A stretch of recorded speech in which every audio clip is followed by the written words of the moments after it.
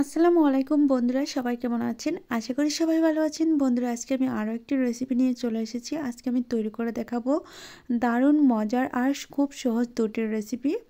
আর এই রেসিপি দুটো দেখতেও যেমন সুন্দর, খেতে দারুণ মজার হয়ে থাকে। বিশেষ করে যারা চা বানিয়ে চায়ের সাথে খেতে চান তারা এই রেসিপিটি ফলো করতে পারেন, তাহলে আপনারা চায়ের সাথে দারুণ মজা করে খেতে পারবেন।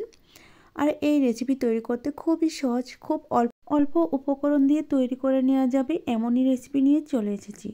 চলুন বন্ধুরা, কথা না বাড়িয়ে আমি মূল ভিডিওতে চলে যাচ্ছি। তার আগে বলছি, প্লিজ বন্ধুরা ভিডিওটি দেখার শুরুতে একটা লাইক দিয়ে সম্পূর্ণ ভিডিওটি দেখার চেষ্টা করবেন। ভালো লাগলে চ্যানেল সাবস্ক্রাইব করে রাখবেন।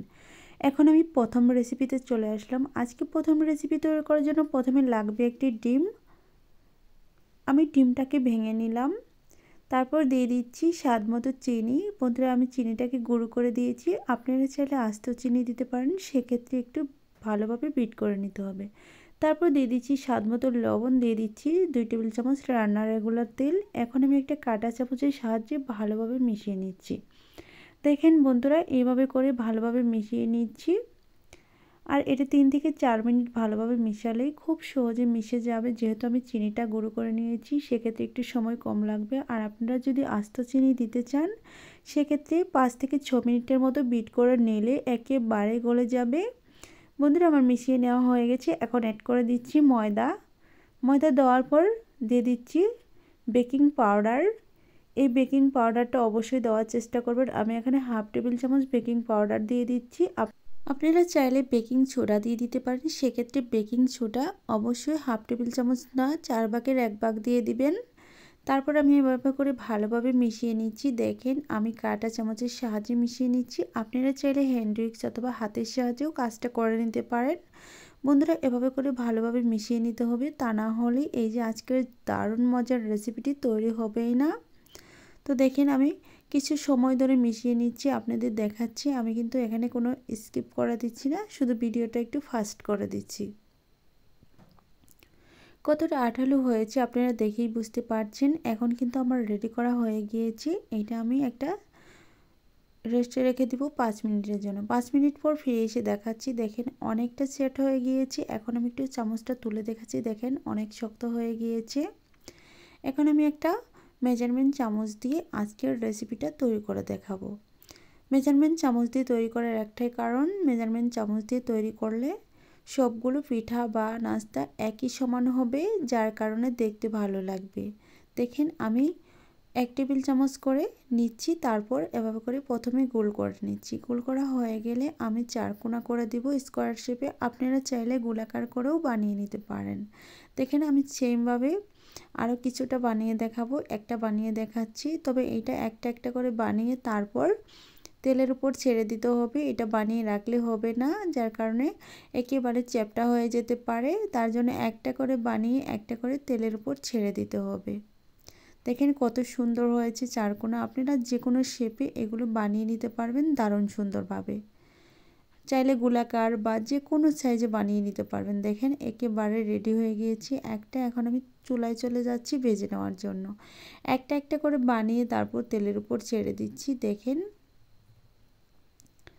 সেমভাবে আমি সবগুলো বানিয়ে এভাবে করে ছেড়ে দিচ্ছি। তো বন্ধুরা, এই নাস্তা বা পিঠা যদি ভালো লাগে অবশ্যই কমেন্টের মাধ্যমে জানিয়ে দিবেন। আর ভালো লাগলে চ্যানেল সাবস্ক্রাইব করে রাখবেন। আমি একে একে সবগুলো একসাথে করে দিয়ে দিচ্ছি। তারপর চুলার আঁচটা মিডিয়ামে রেখে সুন্দরভাবে ভেজে নিতে হবে। বন্ধুরা, চুলার আঁচ লোয়ে রাখলে হবে না, এই পিঠাগুলো ভাজতে হবে চুলার আঁচ মিডিয়ামে রেখে। তো দেখেন বন্ধুরা, আমার একটা পাশ ভেজে নেওয়া হয়ে গিয়েছে। আমি অপর পাশটাও একইভাবে উল্টিয়ে পাল্টিয়ে ভেজে নিচ্ছি। আর দেখেন কত সুন্দর কালার হয়েছে, একেবারে দারুণ একটা কালার এসেছে। আর বন্ধুরা, এই নাস্তা পিঠাগুলো বানিয়ে আপনারা চাইলে গড়ে 3 থেকে 4 দিনের মতো সংরক্ষণ করে রেখে যেতে পারবেন। এতে করে একটু বেশি করে বানিয়ে আরও কিছুক্ষণ সংরক্ষণ করতে পারেন, যাতে করে আপনারা চায়ের সাথে ঝটপট তৈরি করে খেয়ে নিতে পারেন। বন্ধুরা, দেখেন কত সুন্দর কালার হয়েছে। আমার পিঠাগুলো বা নাস্তাগুলো ভেজে নেওয়া হয়ে গিয়েছে। এখন আমি আরও কিছুটা সময় ভেজে তারপর এগুলোকে তুলে নেব। দেখেন কত বেশি ফুলে গিয়েছে আর কত সুন্দর কালার হয়েছে। আমি এখন তুলে নেব, একটু উল্টিয়ে পাল্টিয়ে নিচ্ছি আরোটা একবার। তো বন্ধুরা, আমার পিঠাগুলো ভেজে নেওয়া হয়ে গেছে। এখন একটা ছিদ্রযুক্ত চামচ দিয়ে একটা প্লেটের উপর তুলে নিচ্ছি। তুলে নেওয়া হয়ে গেলে আমি এটাকে একটা সাইড করে রাখবো খানিকটা ঠান্ডা করার জন্য, তা না হলে ভেঙে দেখাতে পারবো না। তো দেখেন বন্ধুরা, একে একে সবগুলো কিন্তু আমি তুলে নিয়েছি। সবগুলো পিঠায় ভেজে নেওয়া হয়ে গিয়েছে। এখন আমি সবগুলো একসাথে করে নিয়ে চলে এসে দেখাবো সবগুলো কেমন হয়েছে।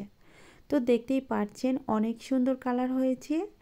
আর ভেঙে দেখাবো ভেতরটা কতটা মুচমুচে হয়েছে।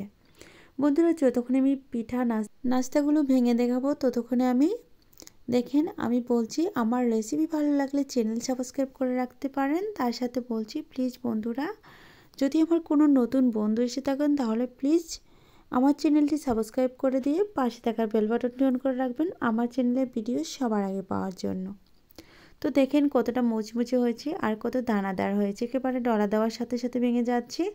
বন্ধুরা, এখন আমি অন্য একটা রেসিপি তৈরি করে দেখাবো, যে রেসিপিটা আরও বেশি সুন্দর।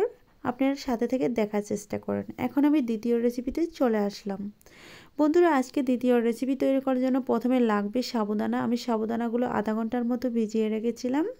দেখেন আধা ঘন্টা ভিজানোর কারণে কিন্তু অনেক বেশি ভিজে একেবারে নরম হয়ে গিয়েছে, দেখতেই পাচ্ছেন। অবশ্যই এটা ভিজিয়ে রাখার চেষ্টা করবেন, এতে করে নাস্তাটা তৈরি করা খুবই সহজ হবে। এখানে দিয়ে দিচ্ছি 1 কাপের একটু কম চিনি, তারপর দিয়ে দিব এই যে নারকেল কোড়া দিয়ে দিচ্ছি, এটা খেতে অনেক বেশি মজার হবে। তারপর দিয়ে দিচ্ছি স্বাদ মতো লবণ। এখন আমি হাত দিয়ে এগুলোকে ভালোভাবে মিশিয়ে নিব। অবশ্যই ভালোভাবে মিশানোর চেষ্টা করবেন। বন্ধুরা, এখানে কিন্তু চিনিটা সাবুর সাথে মেশানোর পর, নারকেলটা মেশানোর পর একটু পানি উঠে আসবে, এতে চিন্তার কোনো ভয় নেই। এখানে আমি আরও অন্য উপকরণ অ্যাড করব, যেগুলো অ্যাড করার কারণে এই পানিটা শোষণ করে নিতে পারবে। দেখেন বন্ধুরা, আমার কিন্তু মেশানো হয়ে গিয়েছে। এখন আমি এখানে অ্যাড করে নিব অন্য উপকরণ। কত নরম হয়েছে একটু দেখে বুঝে নেওয়ার চেষ্টা করেন। দেখেন অনেকটা নরম হয়ে গিয়েছে। এই বিষয়টা মাথায় রাখতে হবে, যদি নরম হয়ে যায় সেক্ষেত্রে আমরা ময়দা অথবা গুঁড়া দুধ অ্যাড করে দিতে পারি, তা না হলে আটাও অ্যাড করতে পারি।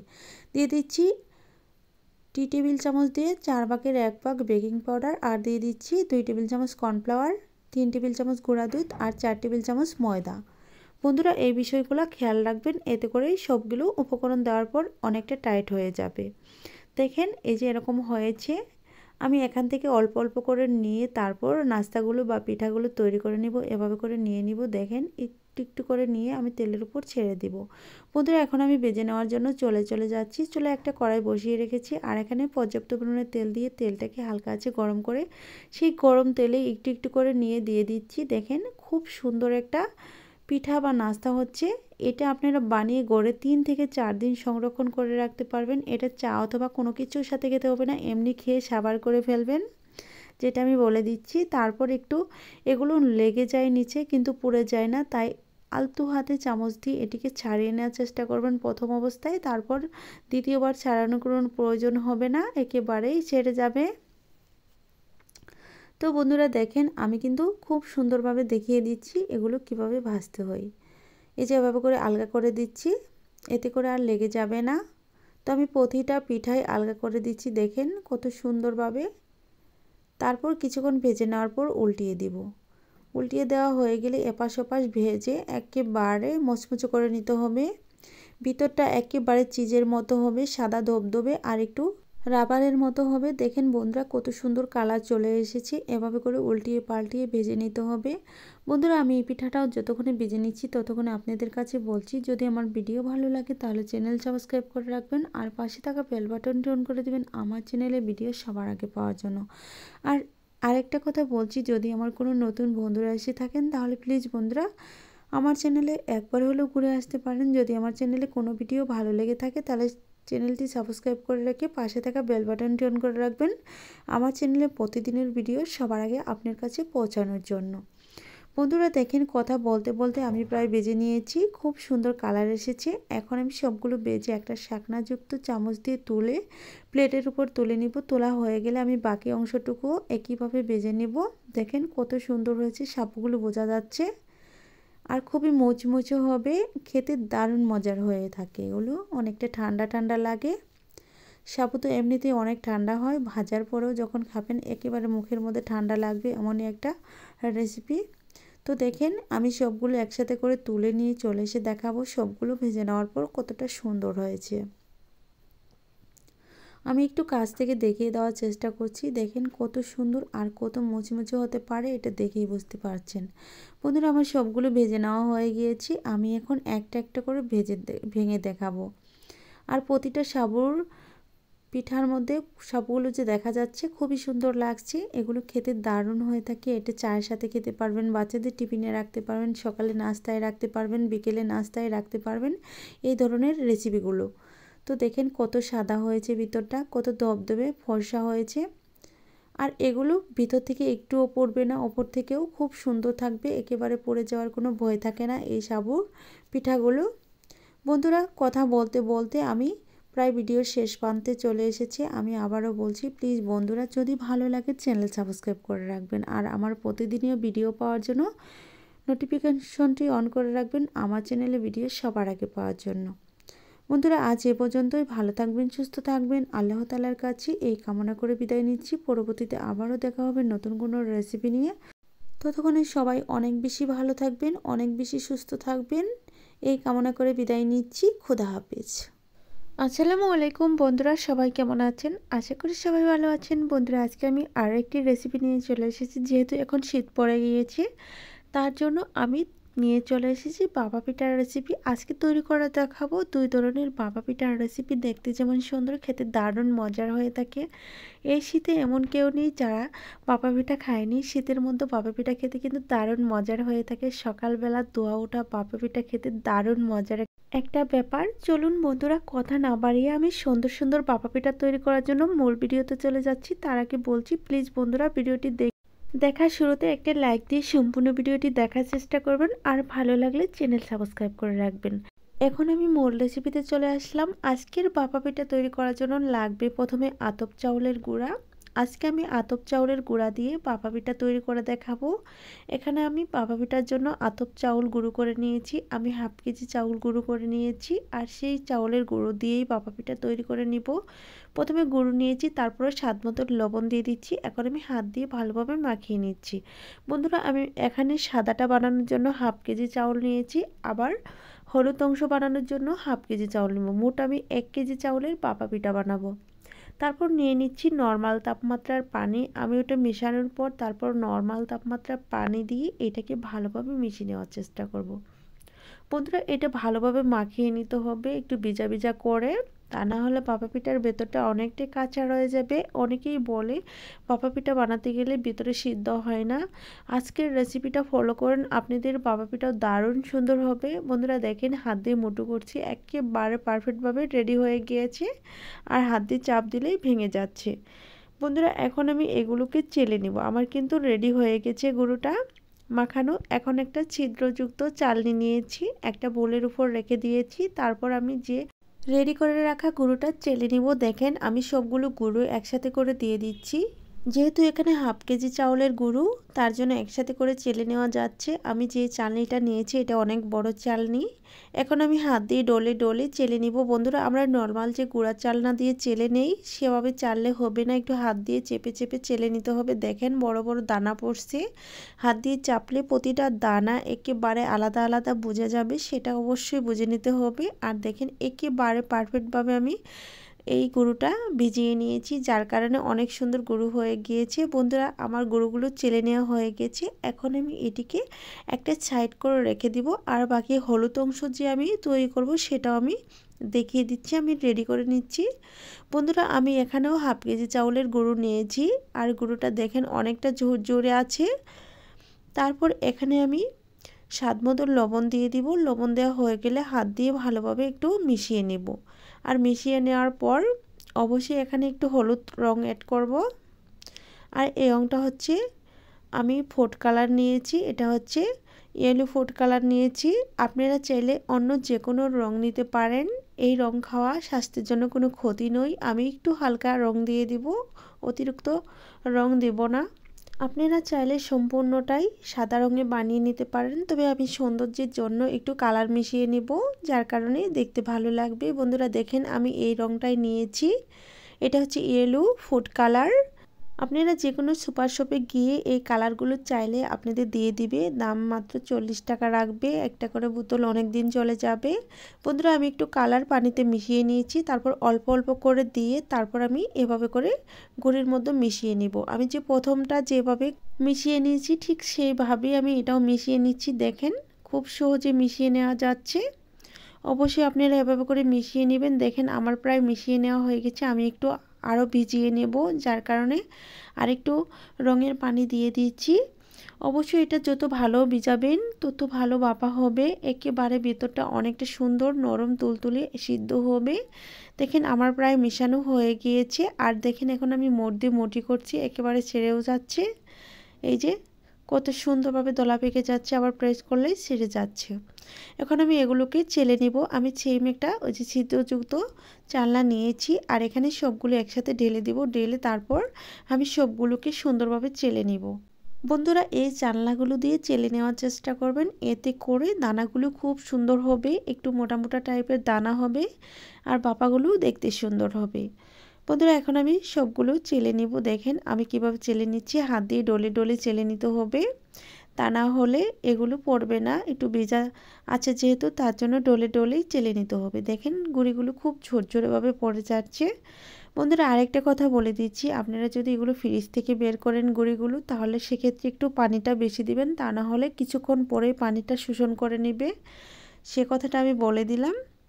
তো দেখেন বন্ধুরা কত সুন্দর দানা দানা চালনা দিয়ে চেলে নিচ্ছি দানাদার গুঁড়িগুলো। চেলে নেওয়া হয়ে গেলে এখন আমি এগুলোকে বাপার জন্য রেডি করে নিব। দেখেন আমার কিন্তু চেলে নেওয়া প্রায় হয়ে গিয়েছে। বন্ধুরা আমি যতক্ষণে চেলে নিব ততক্ষণে বলছি, প্লিজ বন্ধুরা আমি রিকোয়েস্ট করছি সম্পূর্ণ ভিডিওটি দেখবেন, অনেক বেশি ভালো লাগবে। দেখেন আমার চেলে নেওয়া হয়ে গিয়েছে। এই যে কত সুন্দর লাগছে, একেবারে গরু দুধের মতো দেখাচ্ছে, কালারটা অনেকটা সুন্দর হয়েছে। এখন আমি একটা বাপা পিঠা বানানোর জন্য এরকম একটা বাটি নিয়েছি। আমি এই বাটি দিয়ে বাপাগুলো রেডি করে নেব। আমি প্রথমে কিছুটা গুঁড়ি দিয়ে দিচ্ছি, দেওয়া হয়ে গেলে এখানে দিয়ে দিব আখের গুড়।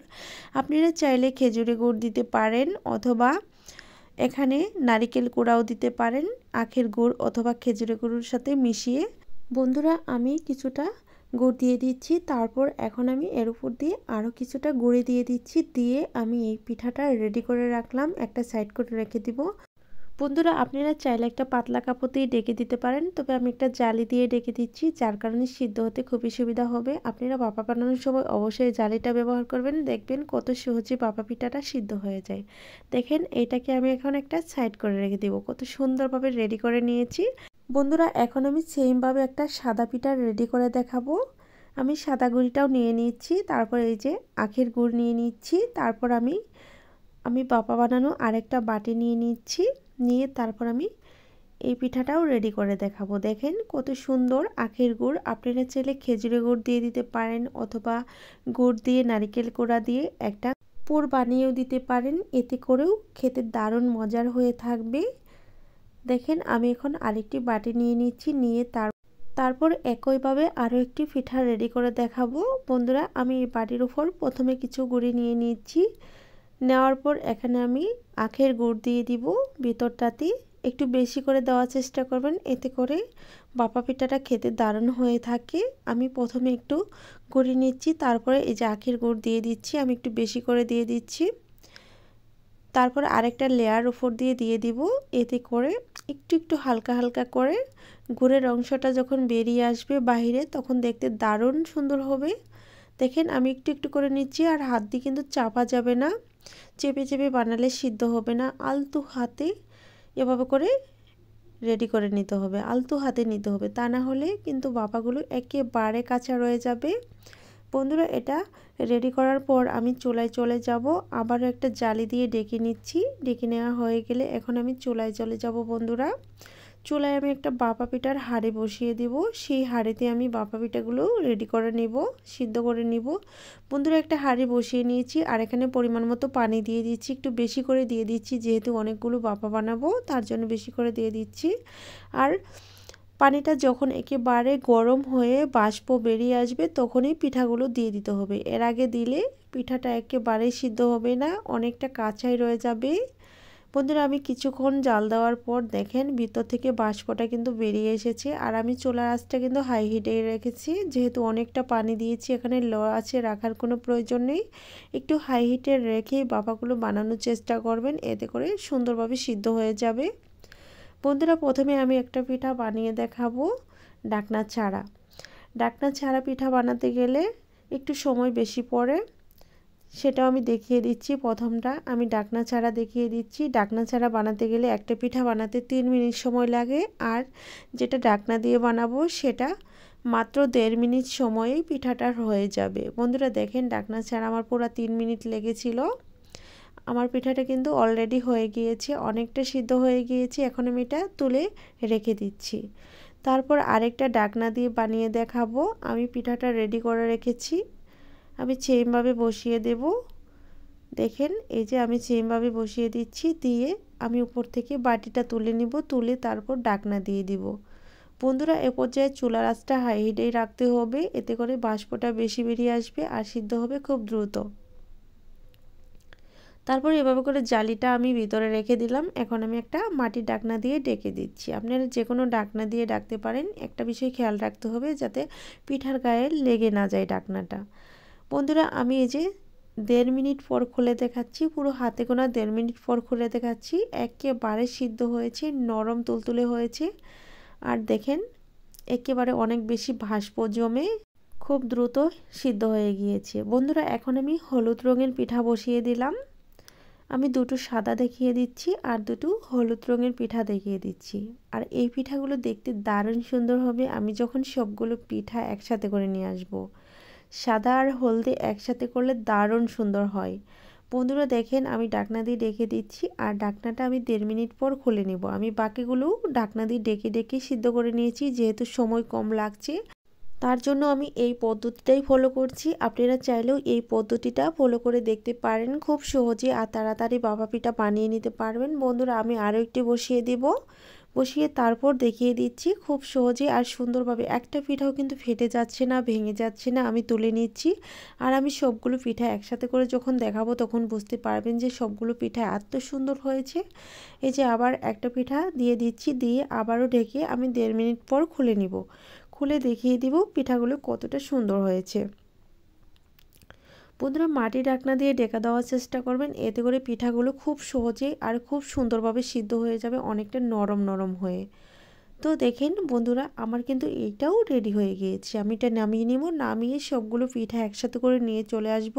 আমি সেমভাবে সবগুলো পিঠা সিদ্ধ করার পর একসাথে করে নিয়ে চলে এসে দেখাবো সবগুলো পিঠা কত সুন্দর হয়েছে। বন্ধুরা এই তো আমি সবগুলো পিঠা নিয়ে চলে আসলাম। দেখেন কতগুলো পিঠা হয়েছে, সাদা আর হলুদ, একেবারে সুন্দর লাগছে। জানি না আপনাদের কাছে কেমন লাগছে, আমি যে বানিয়েছিলাম খুবই সুন্দর লাগছে আর সবাই অনেক বেশি মজা করে খেয়েছি। আর দেখেন গুড়গুলো দেখতে কত সুন্দর লাগছে, ভিতর থেকে যখন আমি গুড়টা ভিতরে দিয়ে দিয়েছিলাম আর উপর থেকে একটু একটু করে দেখা যাচ্ছে, অনেকটা সুন্দর লাগছে। আর এভাবে করে ধোয়া ওঠা ভাপা পিঠা আপনারা চাইলে সকালবেলা বানিয়ে খুব তাড়াতাড়ি খেয়ে নিতে পারবেন। সকালবেলা পিঠা খেতে দারুণ মজার হয়ে থাকে। শীতকাল এসেছে, কেউ মিস করবেন না এমন সুন্দর পিঠাগুলো। আপনারা চাইলে ঝটপট বানিয়ে নিতে পারেন। আর এখন গুঁড়োগুলো বাজার থেকে কিনতেও পাওয়া যায়, আপনারা চাইলে কিনা গুঁড়োগুলো দিয়েও এভাবে করে পিঠা বানিয়ে নিতে পারেন। দেখেন কতটা সুন্দর হয়েছে, আমি পিঠা ভেঙে দেখাবো। বন্ধুরা আমার রেসিপি কেমন হয়েছে অবশ্যই কমেন্টের মাধ্যমে জানিয়ে দিবেন, আর ভালো লাগলে চ্যানেল সাবস্ক্রাইব করে রাখবেন। তার সাথে বলছি যদি আমার কোনো নতুন বন্ধু এসে থাকেন প্লিজ বন্ধুরা ভিডিওটি দেখে ভালো লাগলে চ্যানেল সাবস্ক্রাইব করে যাবেন, আর কমেন্টের মাধ্যমে জানিয়ে যাবেন আমার পরিবারে অ্যাড হয়েছেন কিনা। তো দেখেন সবগুলো পিঠা অনেকটাই নরম হয়েছে, অনেক তুলতুলে হয়েছে। আর আমি যতক্ষণে পিঠাগুলো দেখাবো ততক্ষণে প্রায় আমার বিদায় নেওয়ার পালা। তার আগে আবারও বলছি প্লিজ বন্ধুরা আমার রেসিপিগুলো একবার হলেও দেখে নিতে পারেন, আর আমার চ্যানেলে একবার হলেও ঘুরে আসতে পারেন, অনেক বেশি ভালো লাগবে। আমার চ্যানেলে আরও অনেকগুলো ভাপা পিঠার রেসিপি আছে, আপনারা চাইলে সেগুলোও দেখে নিতে পারেন। তো এখন আমার বিদায় নেওয়ার পালা। আজ এ পর্যন্তই। ভালো থাকবেন, সুস্থ থাকবেন, আল্লাহ তাআলার কাছে এই কামনা করে বিদায় নিচ্ছি। পরবর্তীতে আবারও দেখা হবে নতুন কোনো রেসিপি নিয়ে। ততক্ষণে সবাই অনেক বেশি ভালো থাকবেন, অনেক বেশি সুস্থ থাকবেন এই কামনা করে বিদায় নিচ্ছি। খোদা হাফেজ।